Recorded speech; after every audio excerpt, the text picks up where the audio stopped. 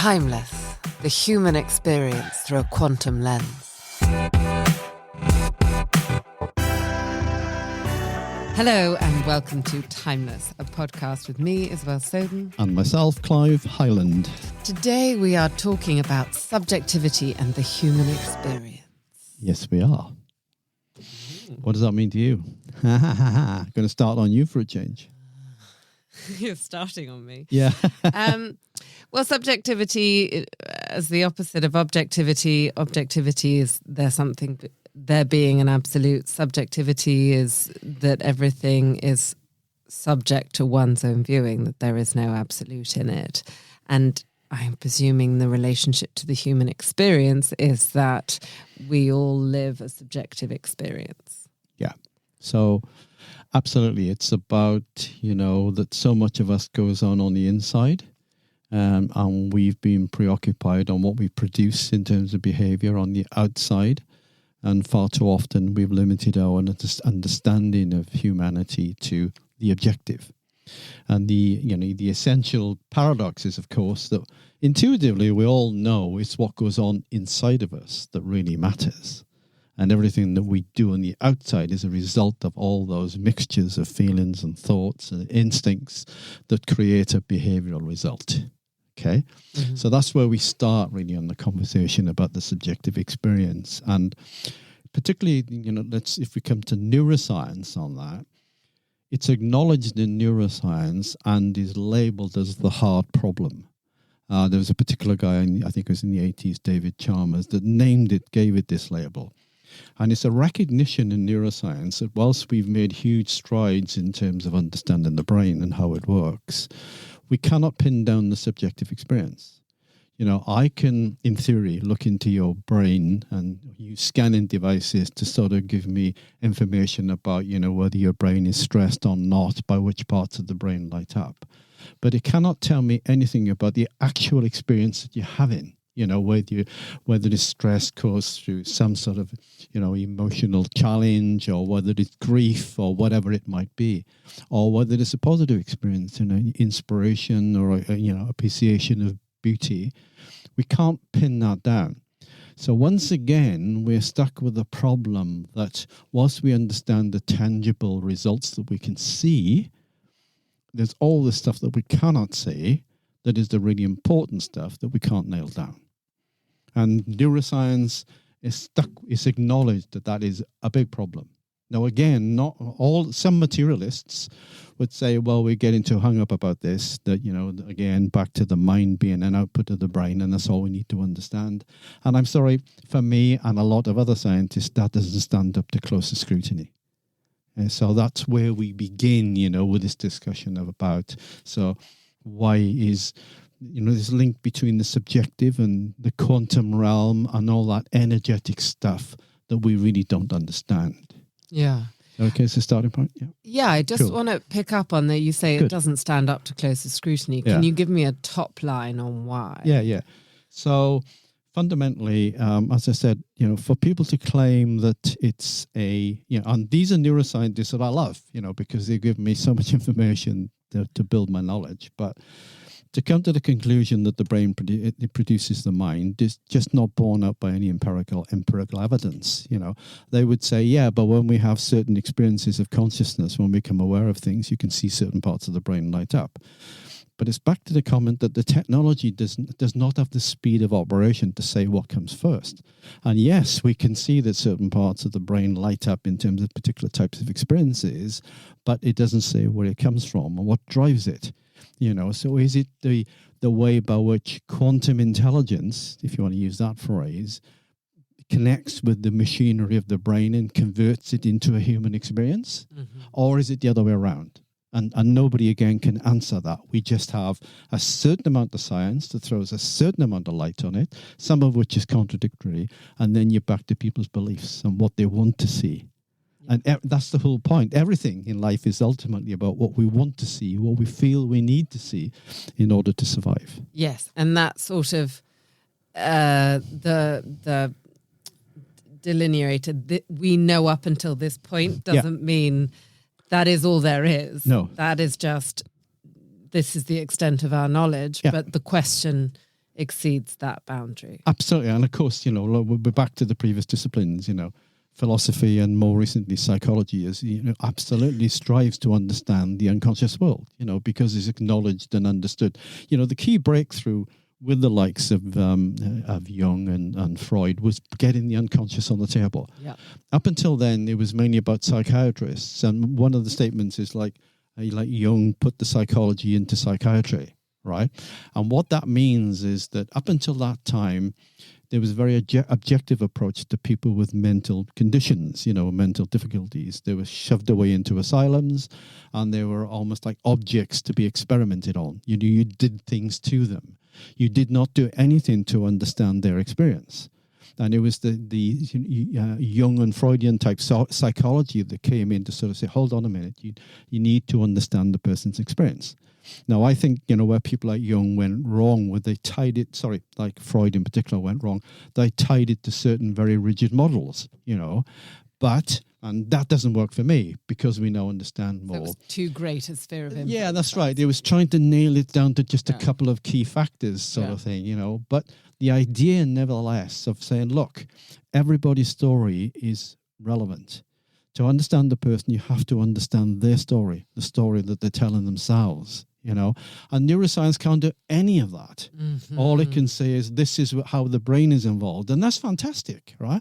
And it's going to tell us more and more and more. But it's a long way from being able to explain the subjective experience.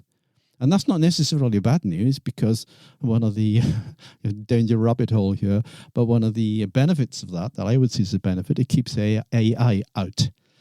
AI cannot get into this territory because it's not available to technology at this stage. Perhaps another discussion, but nevertheless. Oh, that's a tantalizing. Yeah, it is. We probably should come back to that.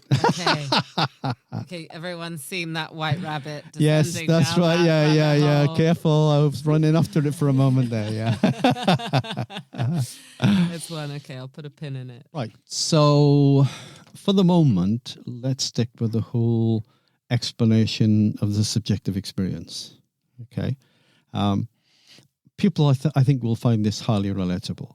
So, to me, another example of where it's outside of the reach of current science and current neuroscience is, let's think about the experience of beauty.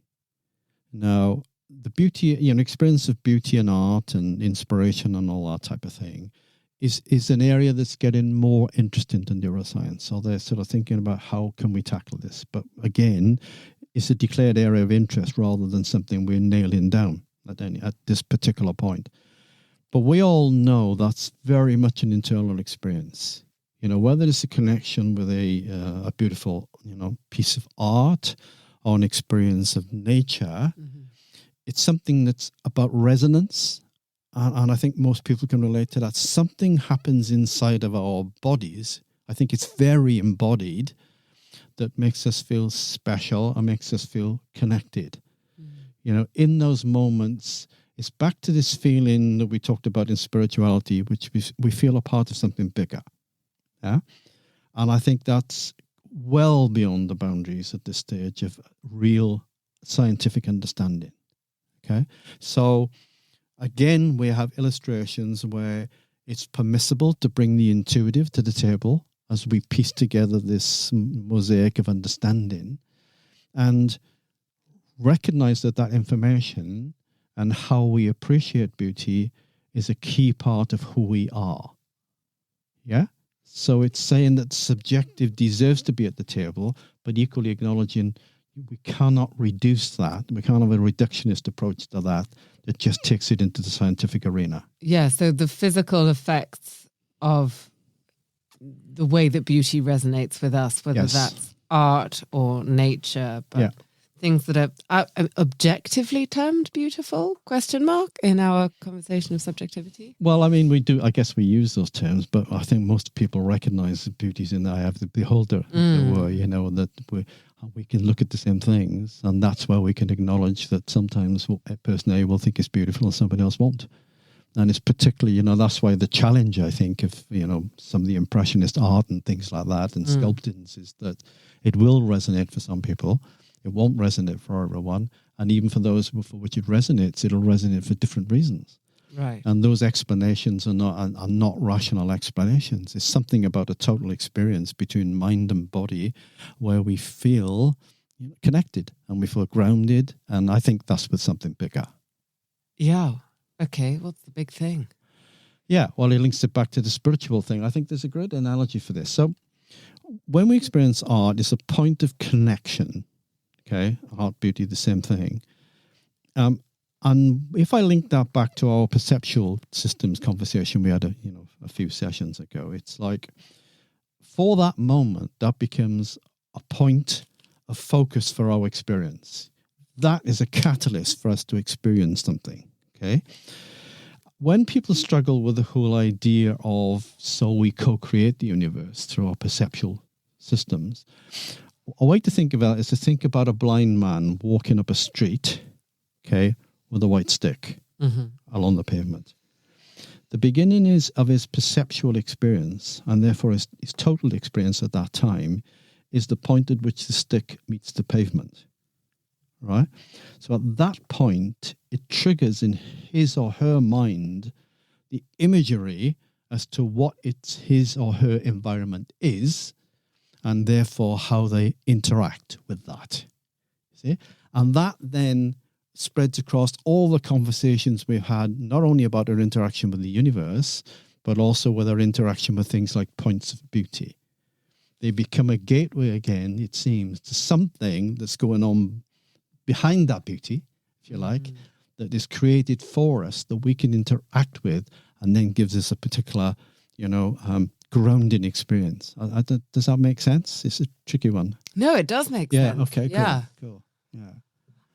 I keep thinking about the universality or when it serves a kind of physiological, neurological function in the body, that it serves us in some deeper way because design is frugal and only things that really serve the high functioning of our being is there for any sustained period or any energy put towards it. Well, I would come back towards the cumulative thing, okay? So this is where we back into consciousness. And I'm glad about that because, again, it's tying everything together, all right? So we talked previously about how consciousness and, if you like, intelligence is built up through evolution, and we just keep on laying more and more levels of sophistication, right? Yeah. It's not something that just arrived with human beings. That's an exceptionalist approach. We're talking about more of a cumulative approach, And one model I think that'll help us understand that is when we talk about levels of consciousness. Now, I've said previously that consciousness isn't just about what's going on in the self-aware mind. It's about our whole perceptual system, starting at the bottom with sensory information, which can be sight and taste and smell and all those sorts of things, and then building on that. So I take you very quickly through those 6 levels. Yeah, only take about couple of minutes, and obviously it deserves a lot more explanation, but it just gives people a sense of this. And it's, the brain isn't literally organized like this, but it's a very nice way of explaining it. Okay. So level 1 at the bottom is very much sensory intelligence. It's the stuff that just happens and we don't need to think about it. We don't need to, consciously make it happen in any way. And that's all the stuff, around the key senses, the way we sense our environment, taste, sound, sight, etc., etc. Yeah. So that's level number 1. Now, as we evolved, so at that stage, we, for instance, we would have been reptiles and prior to that, okay?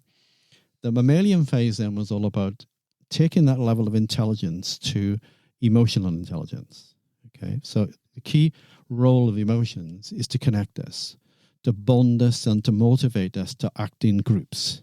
Yeah, because reptiles don't really operate in groups. There's always exceptions, but in general, they don't, So fundamentally, we as human beings needed another level of intelligence and the human technology in our brains, such as, sensing mechanisms and, facial recognition, features and all that sort of stuff, that enables us to add to our intelligence the emotional level. Okay, so emotions are another level of information and intelligence. Yeah, and often we don't think of them like that, but they are. They've had a bad rep. Yeah, they have. They haven't been allowed, basically, in the business world because they're just too difficult to handle. It's not only a hard problem for neuroscience, it's a hard problem in the everyday world, right? Dealing with emotions. I mean, women's suffrage. No, don't give them the vote. They're emotionally volatile. Yeah, exactly. That's right. It's hormones. How dare they? Yeah. So basically, you've got those first two levels, right? So mammals, we share all that with mammals. Now, there are 4 levels as we get into this, which are more specifically human. The third level is more about the interpretation, the cognitive interpretation of those emotions. In other words, the problem with emotions and instincts is that they drive us and we can become hijacked by them, right? So to become human, we had to have a wider intelligence system which allowed us to take information on board at a slower level before we reacted. And that feels counterintuitive, right? But it means that our thoughts are slower than our instincts and our emotions. And what that gave us, evolution, and whatever drives that, recognized that would give us the opportunity to have more information, and more information meant choice. Now we have options. At the emotional level, it's all about, something's happened, react. Yeah. But when thinking comes into this, hold on a minute, we've got some choice here. So the first thinking level was about, okay, we need to understand our sensory feelings and our emotional feelings at another level so that we can start bringing some choice in. So the interpretation of feelings, okay? Yeah. Level number 3. Then a key step forward was, in terms of our thinking capability, was language. So the 4th level is all about our ability to articulate that understanding, to give it a structure and a form that we can share with others. You get me? Yeah? Yeah. Good, yeah. Development of language related, I was just thinking of you talking about us as visually led and symbol driven. And that to me, is how information becomes the written word. Yes. So I'm often asked, we get into conversations. I usually provoke it, to be honest. But so I'll ask people about thoughts. What is the substance of thoughts? And people usually give me examples of thoughts, or they say words like analysis. I say, no, substance of thoughts. Okay. So, and then people often will talk about language and that type of stuff. But language only comes later. It's later in the brain because it's part of the thinking brain. And certainly we had to have some means of processing stimuli that didn't involve language when we were mammals and reptiles. Mm-hmm. Okay. So the basic level of language is what? What's your guess? You've already said it. Yeah, symbols. Symbols, right? Yeah. So it's images. Because we had to have a way of representing the external world in our minds so that we could respond to it. Yeah. So we knew what we were dealing with, right? So often when people are stuck in their thought processes, I will say, what do you see? And they will struggle at first because they're so used to not thinking in those terms that they can't see the image that has prompted the later thought patterns that come along. But the first level of thought is imagery, symbolism, internal images, because in the back of our minds, we have this massive library of billions of pictures that are stored in memory that we've accumulated as through lives. Actual experiences and models that help us to make sense of what's going on. Yeah. So the first thought process at the most basic level for the human being and for other species is images that, translate across the mind and allow us to react. So language comes along then at a later level, a later level in terms of evolution and in terms of brain speeds.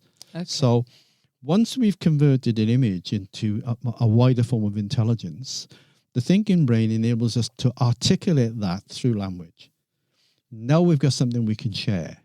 Yeah, when it was just an image, it was a personal image, it's very difficult to share. How do you share an image with somebody if you can't explain it in words, right? It's art, as an example, which is another great way because it takes away the limitations of language, which is beautiful, right? But in normal everyday experiences, like, okay, now we've got words.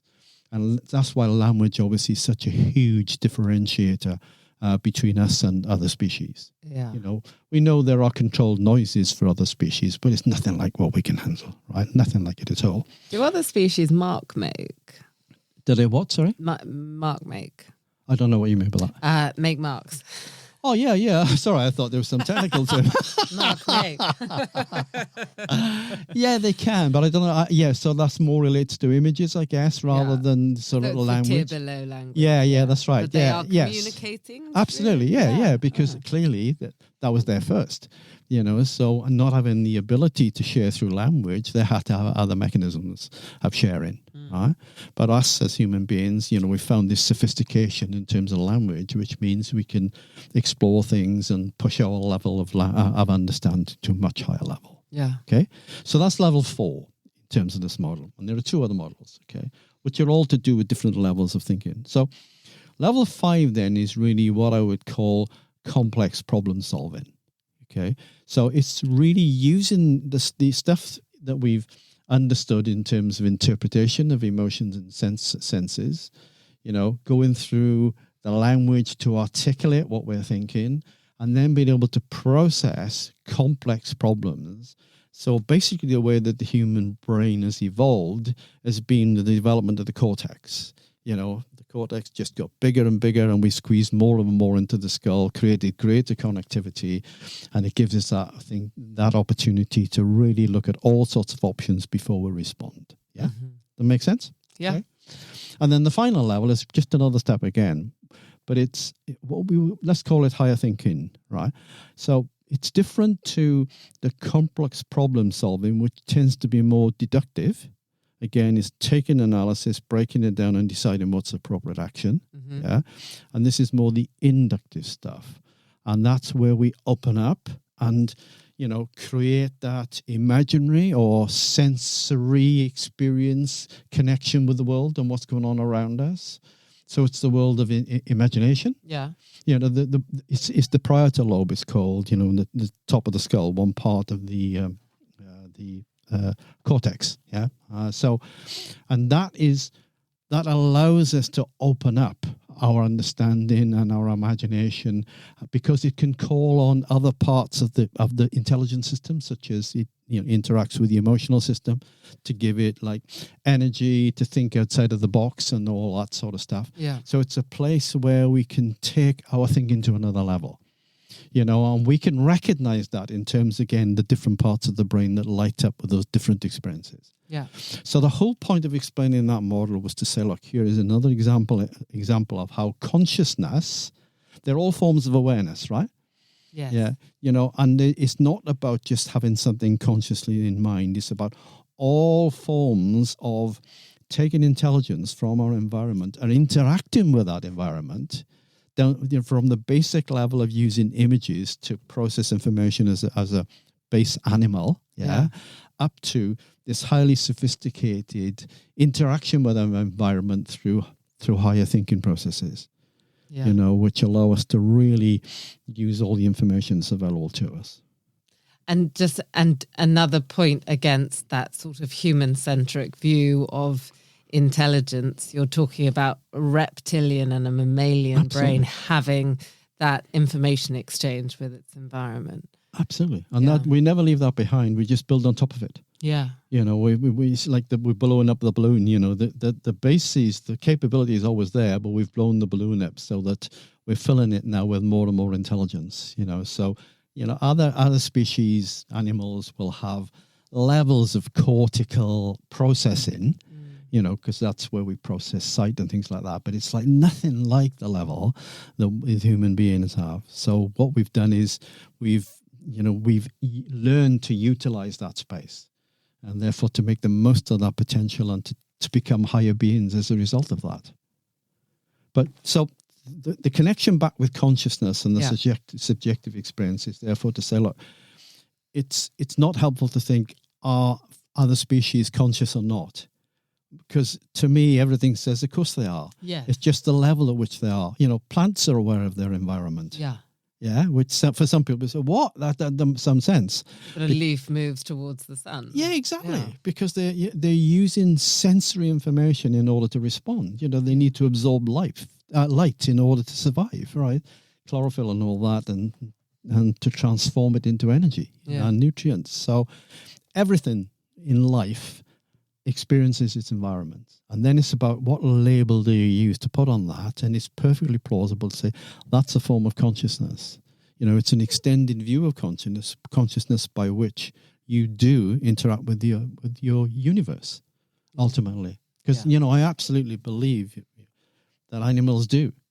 You can see animals, it seems sometimes like they're contemplating the universe. I'm not saying the way they do in the way that we do, but they know there's something going on outside of them.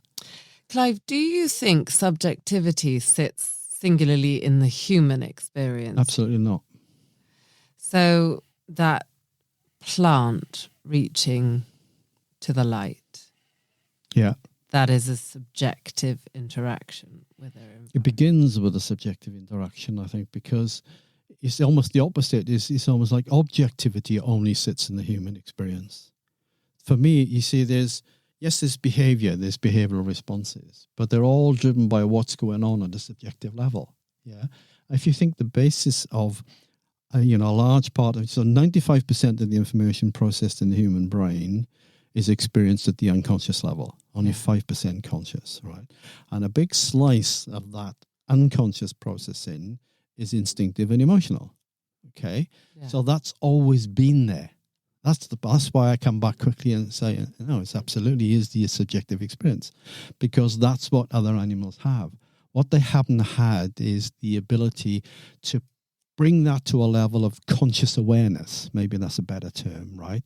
Where we are more intellectually and cognitively aware of these processes of information within us, and we can do something more with it.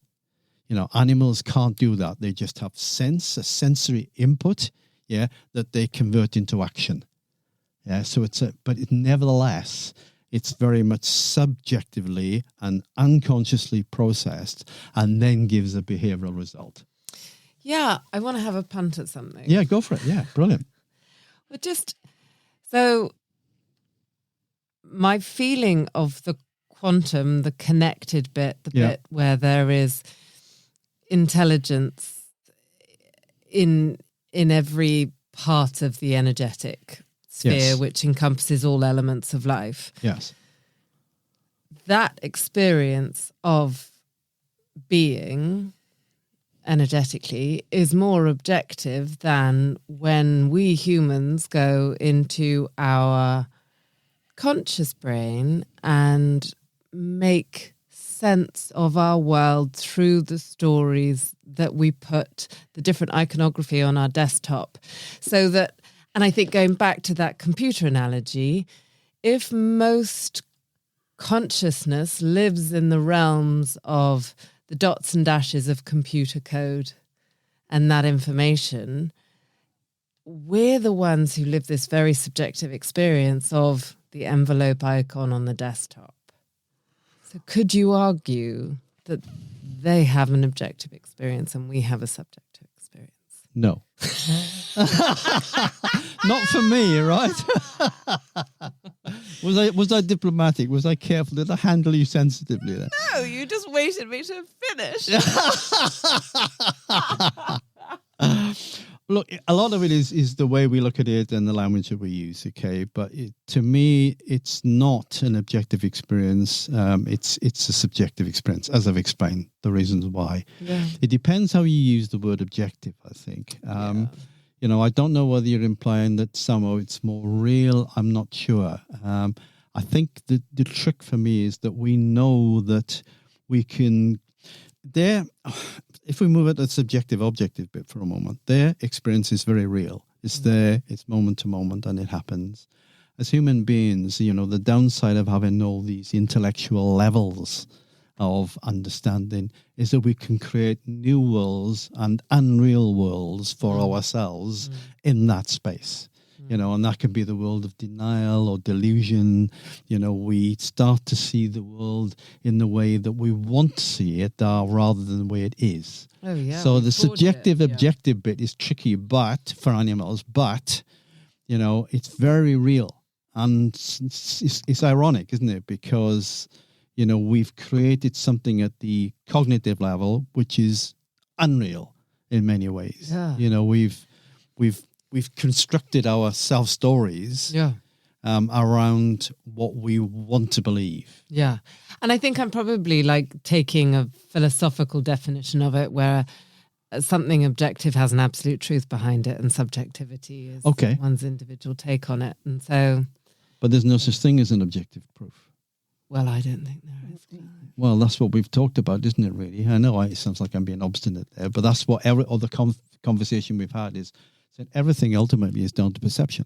Yeah. Perception organizes the way in which we interact with the external world, whether we talk in the universe or the person across the table. So because that will filter the way we take on information and represent that information to ourselves internally.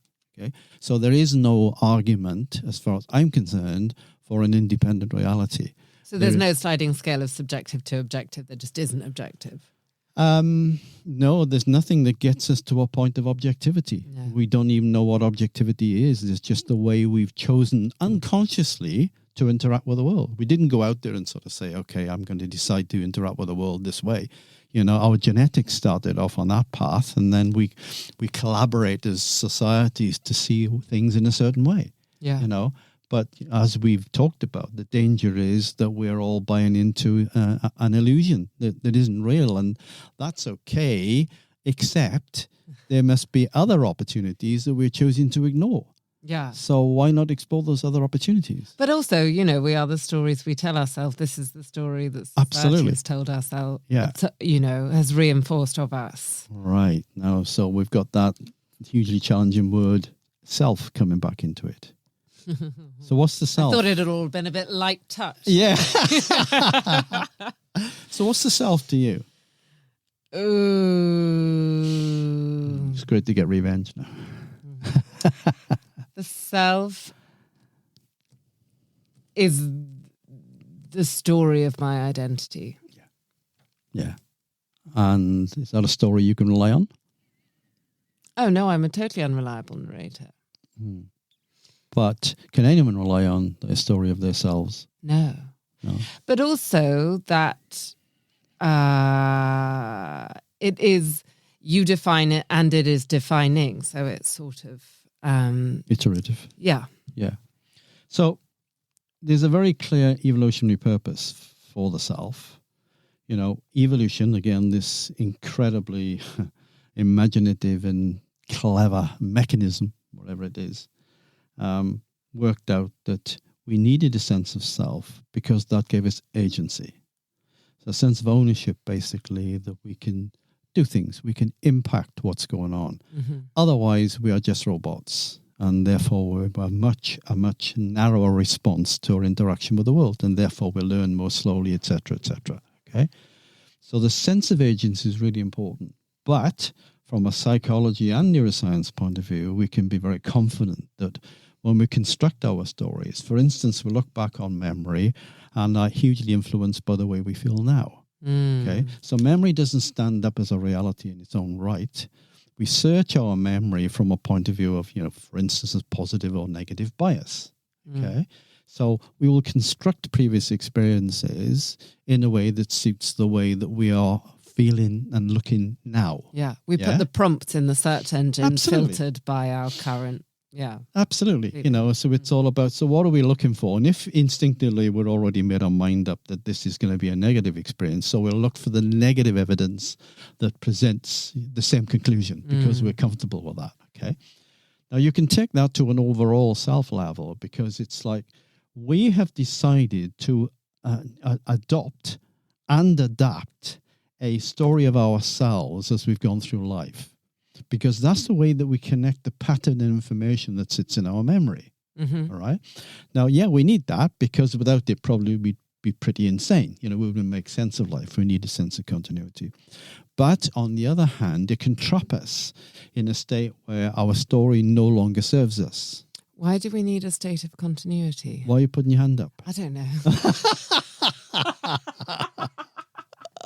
So, because, you know, our story has to make sense. You know, the story exists at a fundamental level. right?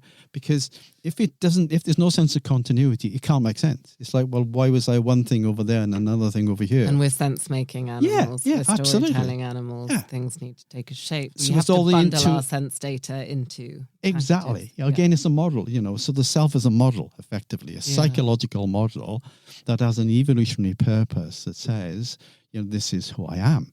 Now, there's more than that, because in your opening comment, you also used the word identity, and that's really important. So that comes from a deep place, right? Because our sense of identity, which is pretty close to the self, right, is all about the way in which we look for and hope to gain feedback on our value to the group.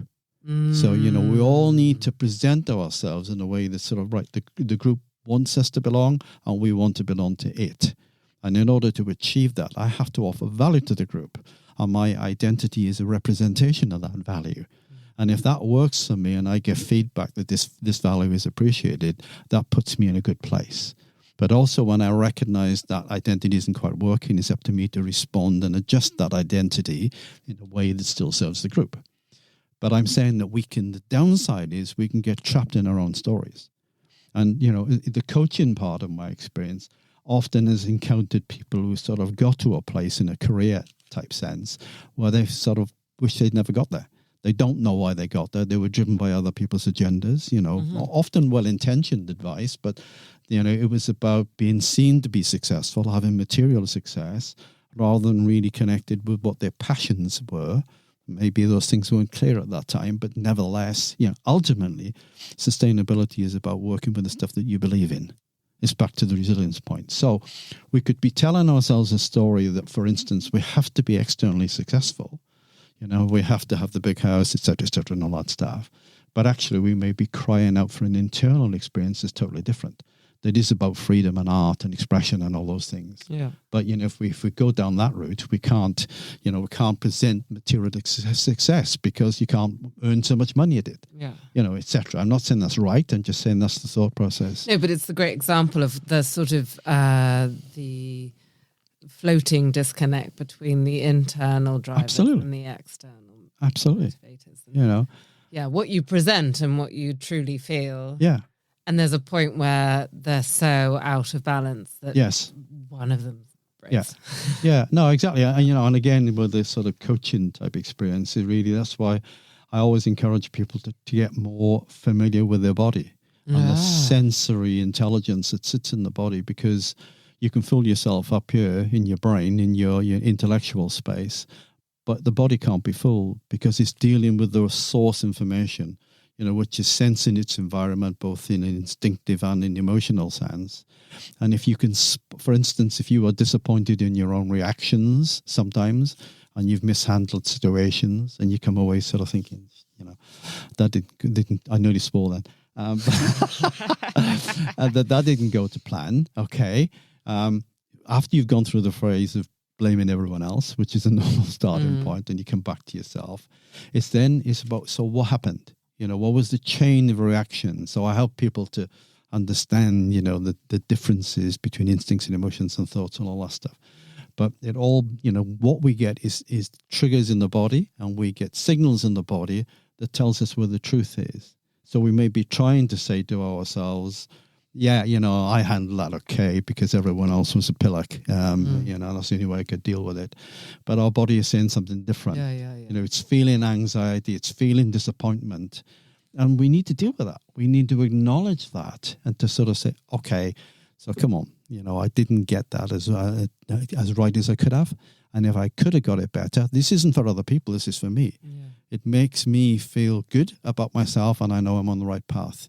If I'm constantly having to shut away my own inner reservations that are held in my body about what I've just done, then I'm just building up stress for myself. Yeah.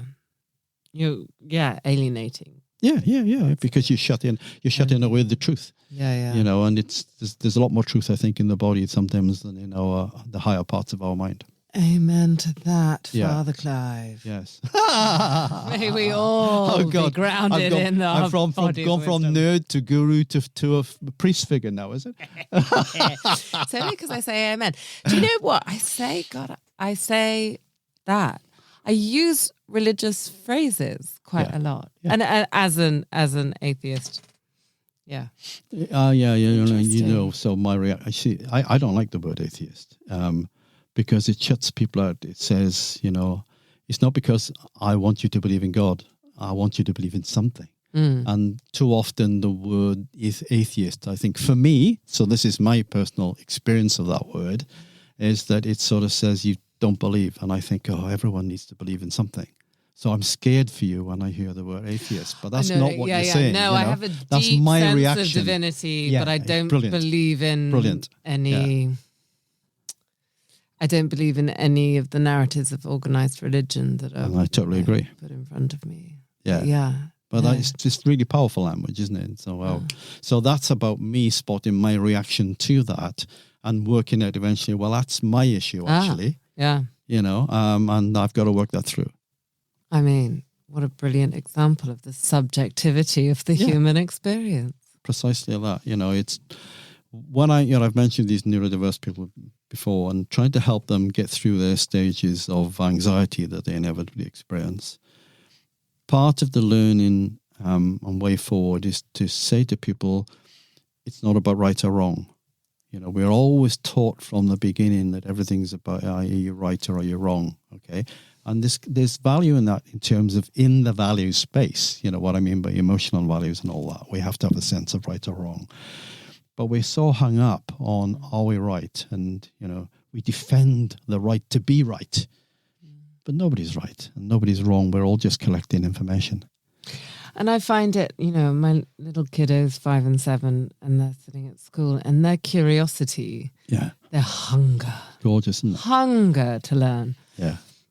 And the questions and the questions and the questions. And I just think, God, you're going to sit at the back of a class one day and you're going to put your hand up and want to discuss the work of X and the idea of Y. Yeah. And you'll be told you are wrong because someone has come along and go, there has to be a single right answer on this exam paper. Yeah. Therefore, the rest are wrong. And it breaks my heart. I agree.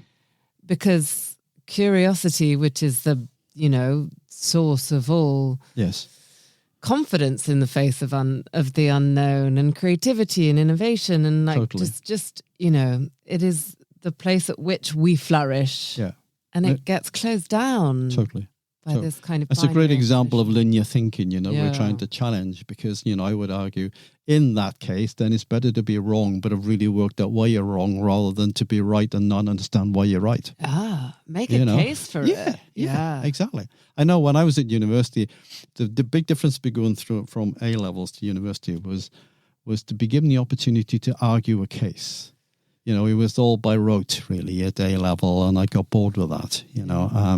I got through it because I had to, but it was like just repeating information.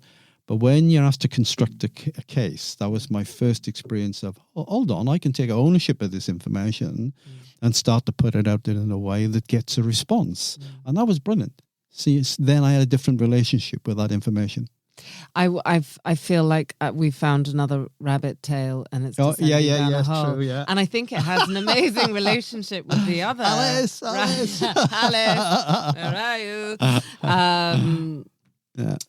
But that kind of rote learning, that like the system process learning, that is dead as a form of thinking. That has been outsourced, and this kind of divergent, flourishing human thought.